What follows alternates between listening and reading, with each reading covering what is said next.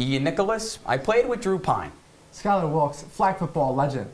Whoa, what's going on here? Last I checked, I'm the host. I introduce you guys. We're all ready for prime time, unlike Syracuse was today. Oh, that's fair, that's fair. Yeah, and there's so many injuries out there. I think, Ian, we may have to get out there. I mean, the injuries were bad, but the outcome may have been worse, to be honest. I mean, Syracuse lost to Notre Dame 41-24 today. We'll have all the action. Before you maybe go out trick-or-treating, we'll recap everything that happened in this Orange loss against the Fighting Irish. OPP starts right now.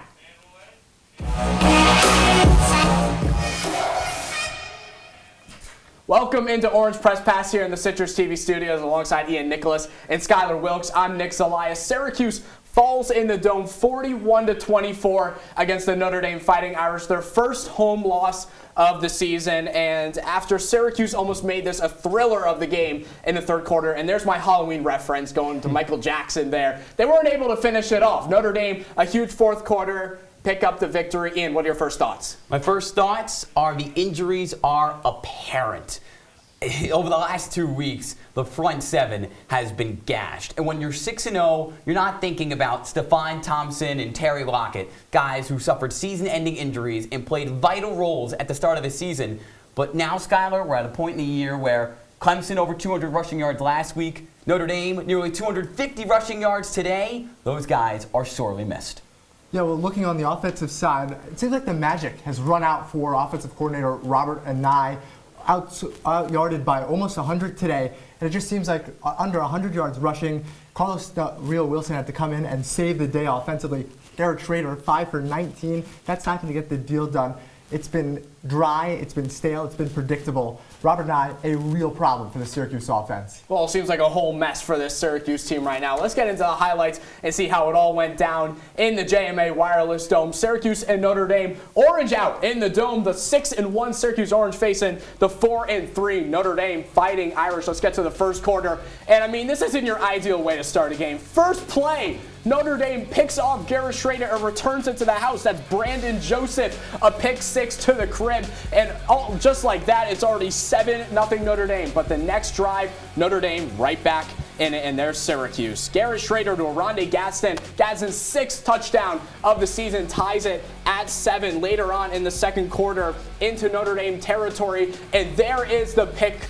Jahad Carter intercepts Drew Pine and returns it into Notre Dame territory. Syracuse some momentum, trailing 14-7. They went 3 and out, and then Notre Dame, the 1-minute 30-second drill. There's Michael Mayer. He becomes the Notre Dame's all-time tight end receiving yards leader with 1,870 yards. And then with 17 seconds left in the quarter, Notre Dame, Jaden Thomas, the 3-yard touchdown pass from Drew Pine, and it's 21-7 Fighting Irish going into the half. Let's go to the third quarter now. And then late into the game, Orange down 24-10, make it 24-17. Sean Tucker, quite a few games lately from him, but he finds the end zone for the first time in just a little bit. But here's some problems. After Carlos Del Rio Wilson enters the game for the injured Garrett Schrader, the interception. Maris Leafau with the Irish still leading by a touchdown, and it all just went downhill from there. Notre Dame scores 1 touchdown from Audric Estime, and then again later in the fourth quarter with the 2-touchdown lead,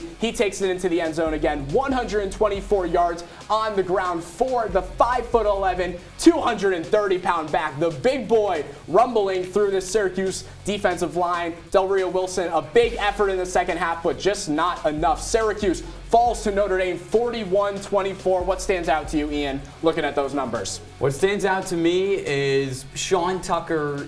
There's something not going right with the run game. 16 carries. He got the volume today, Nick, but one team was able to dominate in the trenches, Notre Dame. Syracuse in their play calling for Sean Tucker, only 60 yards on the ground. More needs to be done to get number 34 in the open field. For me, how about that? Going from 6 to 16 again at quarterback. Carlos Del Rio Wilson taking over for Garrett Schrader, who was injured. And Wilson really impressed today. I think he has a chance to compete for the starting job going forward. The Irish, who started the season 0-2, now are all the way to 5-3. And now we're joined by Leo Silverman, who's in the Dome for the game. He had live Q's Countdown earlier. Now he joins us for Orange Press Pass. Leo, there were moments where Syracuse was creeping back into this game, but Notre Dame continued to battle and be the better team. What was that one momentum shifter for the Fighting Irish to really seal that victory? Well, there were a couple of moments you feel like you could really pick from, but the big one for me came in the fourth quarter. You kind of highlighted it running through the highs there. They're down 7 points. Carlos Del Rio Wilson just come off a really big drive. They get Notre Dame to go 3 and out. They get to the middle of the field, and it's just an unfortunate tip ball picked off by Notre Dame. They take the ball all the way down the field, score another touchdown to push it to 14-point lead. Not enough time left in the fourth quarter, and the worst part, Nick, is that you can't really blame anybody for a pick like that. It's just an unfortunate tip ball, and the chance that it lands in the lap of a Notre Dame defender played out here in the JMA Wireless. And speaking of momentum shifters, Leo, Carlos Del Rio Wilson inserted after halftime for the injured Garrett Schrader. 17 points in the second half for Syracuse. What did the Florida transfer provide offensively that allowed the Orange to have a spark and an attempt at a comeback for the moment? Well, Ian, the obvious answer here is healthy. Dino Babers in his post-game presser made sure to say that Garrett Schrader wasn't 100% coming into this game, and Carlos Del Rio Wilson comes in, and he's healthy. He's able to make a lot of plays. You see Garrett Schrader making. The biggest one, though, is he's really good with his legs as well, but is really good throwing on the run. You saw a couple of times he's able to dot receivers across the field while rolling out left, especially to the right. So he gave that spark of obviously being healthier than Garrett Schrader at the current moment, but also the ability to throw on the run was really useful for Syracuse making their comeback. Leo, it was an eventful day all around for Syracuse. 2 straight losses now for the Orange, outscored 34-7 in the second half of the last 2 games. What can Dino Babers and the Cuse take away from this loss to a mediocre, struggling Fighting Irish team?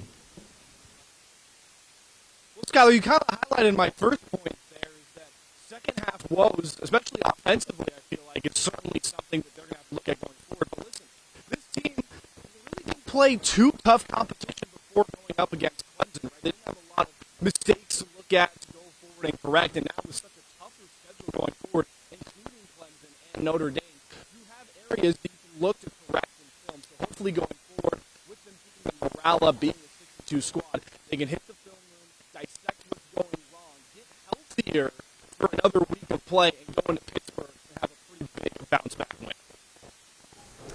Leo, thanks so much for joining us on Orange Press Pass. We'll take a quick break on OPP. When we come back, we'll talk about Notre Dame. They got some big bodies on both offense and defense in Syracuse. Well, they struggled against them. Plus, injuries have hurt the Orange all season, but now it may be just a bit more concerning. All that and more when we return.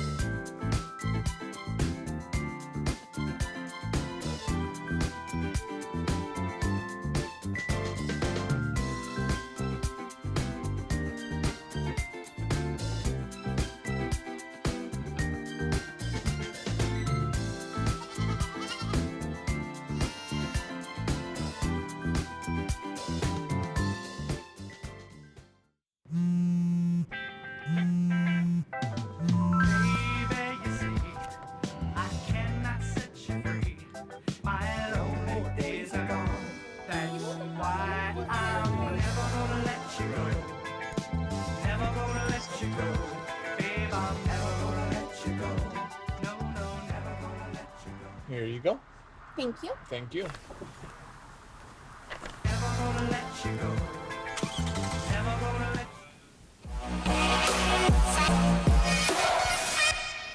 Thanks for joining us on Orange Press Pass. Ian, Nicholas, Skyler, Wilkes. I'm Nick Zelaya. Now, I mentioned it before. Notre Dame, they've got some big boys on the line, and that really makes a difference in this one. I did some math here. The Notre Dame offensive line All 5 guys average 316 pounds. They've got 2 guys who are 6'7", another one that's 6'6". Syracuse, an average of 250 pounds at D-line. They only had 1 sack in this one. How much did the size make a difference deep down in the trenches? Oh, such a big impact. Look, I like a comeback story, a walk-on making big plays as much as anybody. And Kevon Darton seems like a really good dude. But Kevon Darton is listed at 5'11", 270. I've seen him in person. I give him a generous 5'9", 250. The guy plays his heart out. He really does. But when he's your number 2 defensive tackle playing every single down, you know that Tommy Rees is going to attack those A-gap Skyler and run it down your throat. Yeah, and he reminds me a lot of you when you were in high school as a defensive lineman. That Notre Dame offensive line, led by Jarrett Patterson at center, absolutely dominated this beat-up Syracuse defensive line. Only 4.4 yards per carry for the Fighting Irish compared to 2.2 for the Orange. It was a field day for Audric Estime all day on the ground, as well as Logan Diggs. You talk about Ian's high school days when you were the big nose tackle. Is that what you were in the D-line, or? If I was at offensive line or defensive line, I was going the wrong way. All right, well, you talk about Syracuse being all beat up, and, well, it wasn't the guys in the middle getting all beat up, but rather the quarterback. Garrett Schrader exited the game after the first half, and Dino Babers, he had this to say about his QB1 after the game. But I've watched things that happened to the Michigan quarterback, and I was watching years back, and I was watching him like you can see that from the sideline.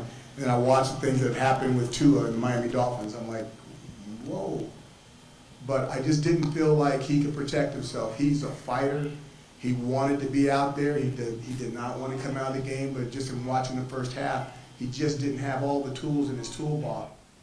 Injuries have been such a big issue for this team, literally since week 1 when they lost Chris Elmore and Stephon Thompson, the season-ending injuries. It feels like every single week this Orange team is dealing with it. Now they've got the hard part out of the schedule. I'm talking Clemson, Notre Dame, going to that final month of the season. With all the injuries and you don't know what the status with Garrett Schrader is, how do they go about, Skyler, with these injuries?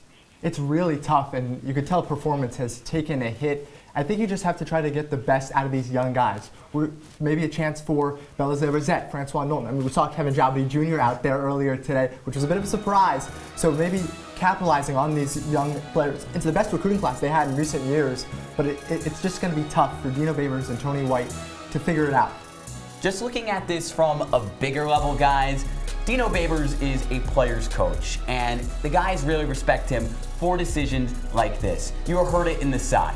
He didn't want to leave the game, but seeing all these major issues going on with quarterbacks who really, there's not a lot to protect them. Garrett Schrader right now might be frustrated he didn't play in that second half, but in the long run, he was better for being on the sideline. And it wasn't just Schrader. Kalan Ellis, he got hurt on the O-line. Garrett Williams, who missed a couple of games earlier in the season, he was on crutches in the second half, so he got banged up again. But when Garrett Schrader exited the game, Carlos Del Rio Wilson, the redshirt freshman transfer from Florida, came in. And here's what Babers had to say about a possible quarterback controversy with the Orange.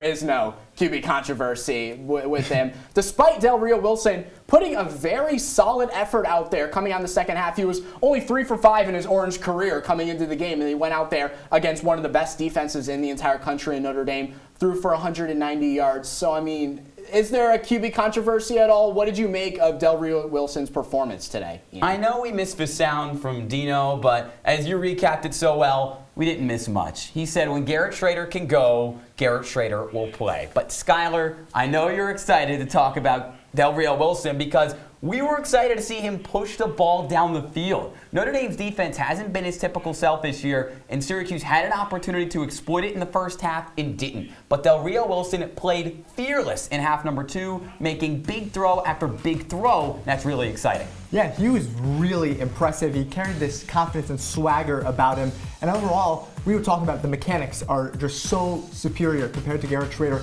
He was making throws that we never would see from the Mississippi State transfer. That throw, that slant to Rondé Gadsden, on the money. And I think he just adds, he's a good runner as well. He adds a different dimension from a passing standpoint to the Syracuse offense that they can really benefit from.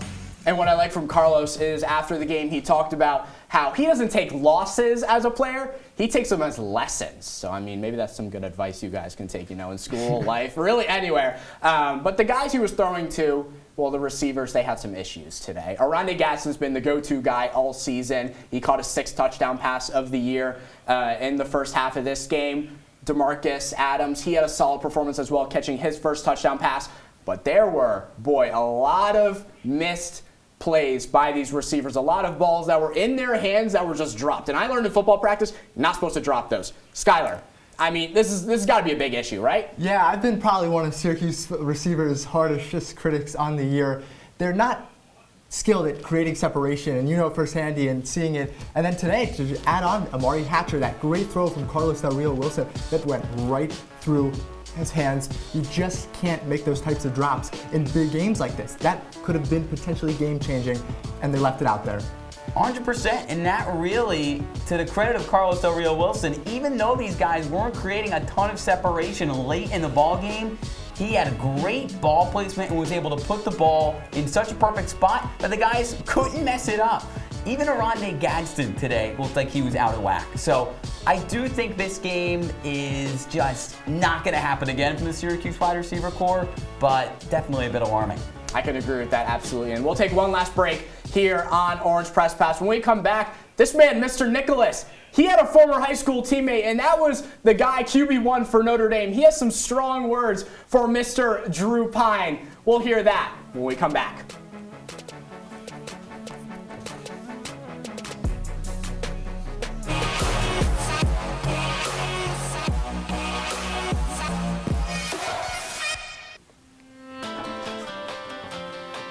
We have to move this. OTN is on all your favorite apps: Apple TV, Fire TV, and Roku.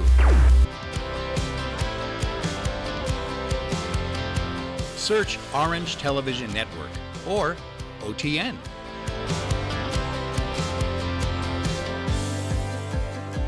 OTN has its best shows, short films, and CitrusTV on demand. Family and friends can watch OTN too. Watch the live stream of OTN to catch live CitrusTV news, live from Studio B, and mornings on the Hill.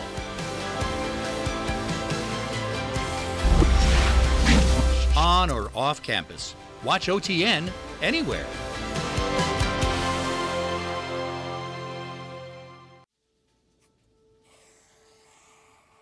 Dad? Just 1 minute, okay? Hey, Bobo, do trees tell each other stories? I'm sorry. I'm afraid I don't know that. Hey, why don't we go find out?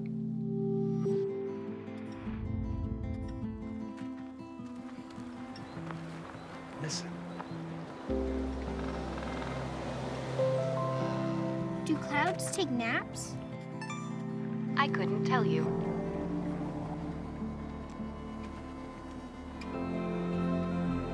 Can birds draw pictures? I don't have an answer for that. Dad, do stars visit their friends? Look!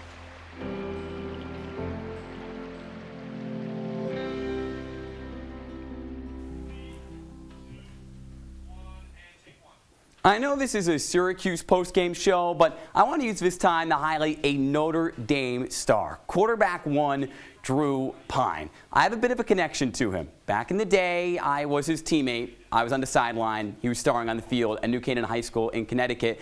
And I was also learning how to be a broadcaster while Drew was learning to be a winner. I know it wasn't the cleanest performance from Pine today, but just like he's done all season long for Notre Dame, Pine got it done.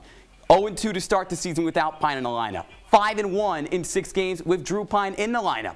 At New Canaan High School, he won 40 of 50 games. 2 state championship appearances guided the Rams to a state championship win in his freshman season. Again, an interception today, under 150 passing yards, not the cleanest performance in the world from DP10. But at the end of the day, in 5 wins, 2 of them have come against top 20 teams. It doesn't get a lot better than that for Drew Pine and the Fighting Irish.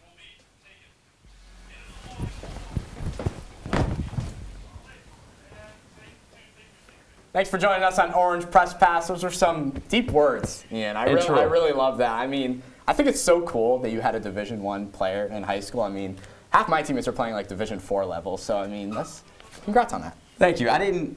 All the credit to Drew and all the credit for him. You blocked for him. No. If I blocked for Drew, he wouldn't be alive to play in this game. Anyways, let's get to the Haunted Dome now with Halloween right around the corner. Let's get a bit spooky. And first, let's talk about Sean Tucker. I mean, this season, he's really taken a step back. He hasn't received as many carries as he typically does, guys. Maybe some demons like stole his powers or something. Ian, how does he fix this? How do we maybe get Sean Tucker back on track?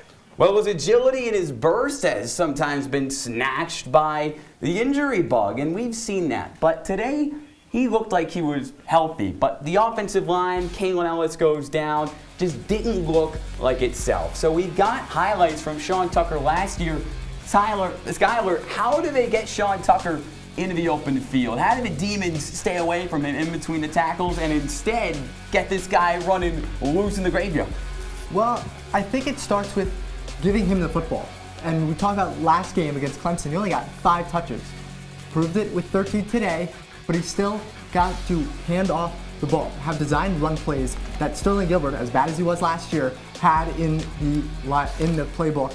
Robert Nye has not done that. He's done all read options, which attracts the defense more to Tucker and puts the ball in the hands of the quarterback. You just got to give Tucker design run plays. Well, Skyler, you mentioned Robert Anae right there. Well, that's our next topic here. I mean, Robert Anae's been, over the last couple weeks, kind of like a zombie, you know, having that tunnel vision. Oh, I'm going to call this play when the defense knows exactly, you know, maybe Garrett Schrader will run it, Sean Tucker will run it, someone will run it. Skyler, how does maybe, you know, get a little fluid, you know, how does the offense change a bit and start getting some momentum again? Well, I think it's time that they finally wake up from the dead because it has been a really tough showing the last few weeks, especially in the second half. They've looked like 2 totally different teams. The passing game, especially today, was very below average with Garrett Schrader at the helm.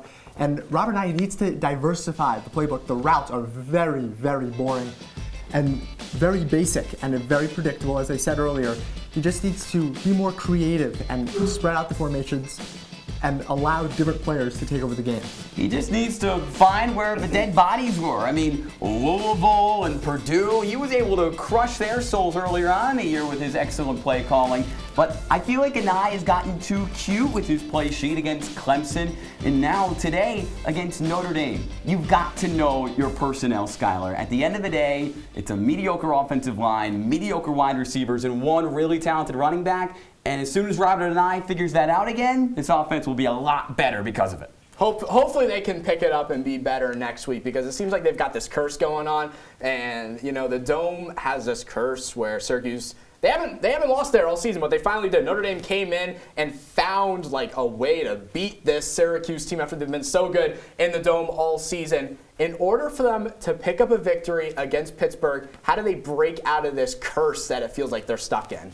It really is difficult because this schedule is not an easy one down the stretch.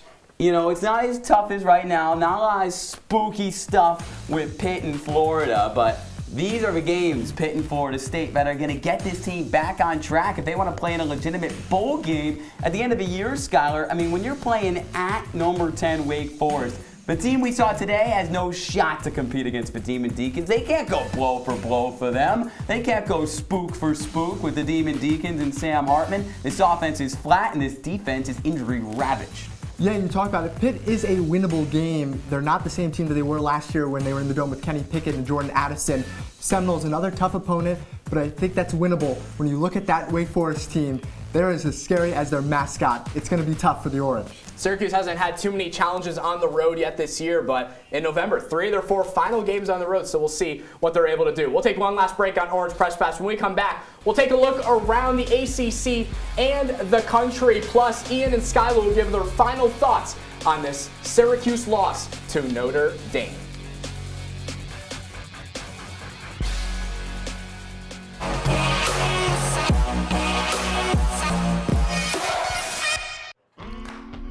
Here's to the straggly ones, the lopsided ones, the first ones, the I miss my beard ones, and hey, I look good with this ones. but no way he's grown that in the weak ones. The black, brown, red, and gray ones. That one. The itchy ones. The never forgotten ones. The ones grown by Dad. The ones grown for Dad. The started late ones. The absolutely filthy ones. The drawn-on ones. The finger ones. The pin ones. The I nearly didn't do it this year ones. And the yeah, why not ones. They all raise awareness, raise funds, start conversations, and save lives. Because whatever you grow will save a bro. Learn more at Movember.com.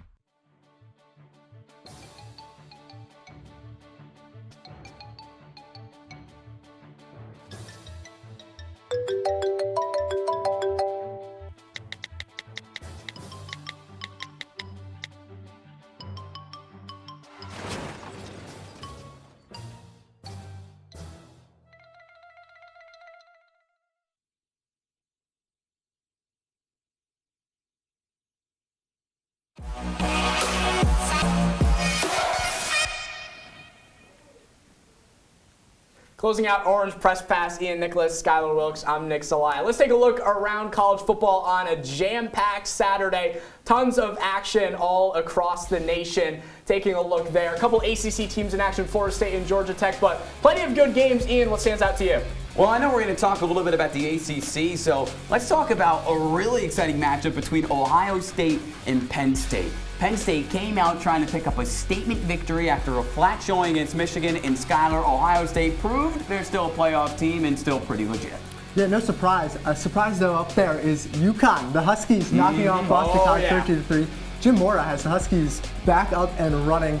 Could be on the way to bowl game pretty soon. This has three Connecticut guys excited, beating the Boston College Eagles. And talking about the Eagles, well, they're on the bottom of the ACC Atlantic Division right now. And Syracuse, after that loss, now 3-1 in conference play. And Clemson still on top, undefeated. And very much on top alone. Clemson has clearly separated themselves as one. Syracuse is no longer that clear-cut number 2 team, especially with Wake Forest and Florida State on the schedule very soon for the Orange. They've got to get their act together, or, in my opinion, Syracuse loses both of those games if they play like they played today in an awful showing against the Irish. Yeah, it's going to be a tough road ahead to see.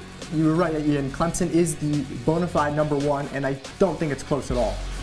Well, Syracuse loses to Notre Dame, and next week they've got the Pittsburgh Panthers, the first of 3 road games in November. Syracuse and Pittsburgh, both very high-scoring teams.